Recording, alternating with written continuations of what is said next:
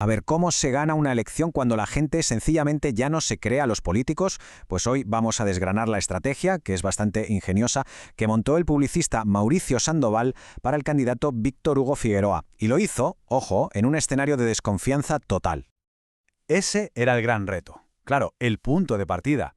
Pensemos en la situación. Una región entera completamente ahogada en la desilusión. Un lugar donde la palabra de un político pues ya no valía nada. Se había vuelto irrelevante. La pregunta clave era, en un panorama así, ¿por dónde se empieza? Y la respuesta, que es el núcleo de toda la estrategia que vamos a ver, fue un giro de guión radical. Se trataba de dejar de prometer para empezar a demostrar. Una idea que suena simple, ¿verdad?, pero que es increíblemente potente. Vamos a ver exactamente cómo lo hicieron. Vale, pues este es el plan. Vamos a ver estos 5 puntos. Primero, esa región de promesas rotas. Luego, cómo diagnosticaron el dolor del votante. El punto 3, la prueba de concepto de Penco, que es clave. Cuarto, la construcción de la narrativa del hacedor. Y por último, cómo todo esto se convirtió en un manual de campaña a medida. Venga, empezamos. Lo primero es entender el contexto. Estamos hablando de una región con comunidades muy diferentes entre sí, pero que sin embargo compartían algo muy profundo. Esa sensación general de que la clase política simple y llanamente les había abandonado. Y aquí es donde el trabajo de Mauricio Sandoval fue la clave de todo. En lugar de quedarse en lo general, el equipo se puso a investigar y vio que cada comunidad arrastraba su propia herida, su propia promesa rota y muy específica. Si nos fijamos en la tabla, vemos el patrón. Concepción y la seguridad, Talcahuano y la economía. Esto no es solo una lista, es un mapa detallado del dolor colectivo. Y eso, estratégicamente, es oro puro. Muy bien, pues el siguiente paso lógico era profundizar en ese diagnóstico. Y esto es importante. No hablamos de simples encuestas de ¿a quién va a votar? No. Hablamos de una inmersión total en el estado emocional de la gente, para entender de verdad de dónde venía ese dolor. Y aquí llega el gran hallazgo, la pieza que lo une todo. El análisis de Sandoval reveló algo crucial. Los problemas concretos eran locales, sí, pero los sentimientos eran universales. Frustración, abandono, desconfianza. Era como un muro girante de escepticismo que cualquier campaña tenía que derribar si quería simplemente que la escucharan. Y es justo aquí donde la estrategia da un giro brillante. El equipo se da cuenta de que el antídoto para todo ese escepticismo no podía ser otra promesa más. Imposible. Tenía que ser algo real, algo que ya existiera. Y ahí estaba. Los logros tangibles, reales, del candidato en una ciudad, en Penco. Y así, de repente, Penco dejó de ser solo un dato en el currículum del candidato. Se convirtió en la prueba de concepto de toda la campaña. ¿Qué significa esto?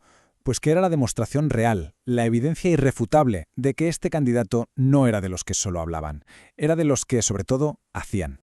Este contraste se convirtió, literalmente, en el motor de toda la comunicación de la campaña.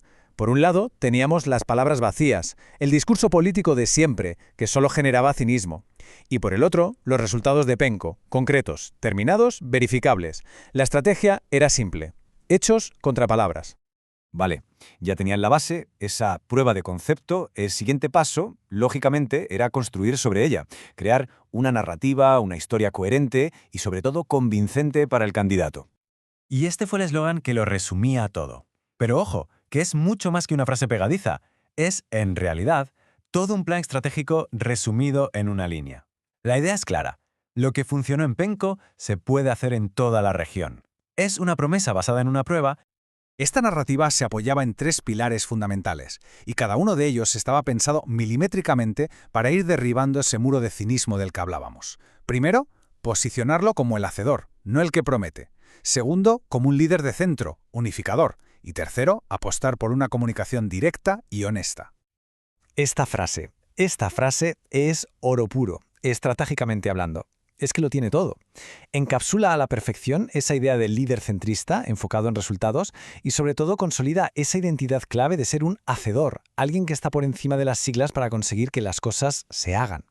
Y ahora viene lo más interesante. Ver cómo toda esta gran estrategia, esta idea general, se tradujo en un manual de campaña súper práctico, específico y personalizado para cada una de las comunidades. Crearon una especie de fórmula, una receta de 3 pasos muy sencilla, pero muy potente. El primer paso, reconocer el dolor local. El segundo, conectar ese problema con una solución real de Pengoyen. Y el tercero, el remate, el mensaje clave. Lo hice allí y lo haré por ti. Y aquí tenemos un ejemplo clarísimo de cómo aplicaban la fórmula. En Concepción, donde el sentimiento era la frustración, el mensaje iba directo al grano. Primero, reconocía ese cansancio con las promesas vacías, y luego lo contrastaba con hechos concretos, usando, como no, la experiencia de Penco como la prueba definitiva. Pero la fórmula no era un copia y pega, y eso es lo inteligente. Para otra comunidad como Coronel, donde el problema era la desconfianza crónica, el enfoque se ajustaba. Aquí el mensaje no se centraba tanto en la acción, en el hacer, sino en la experiencia como una garantía. Es un matiz, un pequeño cambio, pero es un matiz súper poderoso para un electorado que ya no se fía de nadie. En fin, al final todo este caso de estudio nos obliga a levantar la vista. Nos deja con una pregunta que creo que es fundamental para la política de hoy en día. En un mundo tan polarizado, tan lleno de cinismo, ¿podría ser que el futuro de las campañas políticas pase menos por las promesas y más por las pruebas? Ahí queda la reflexión.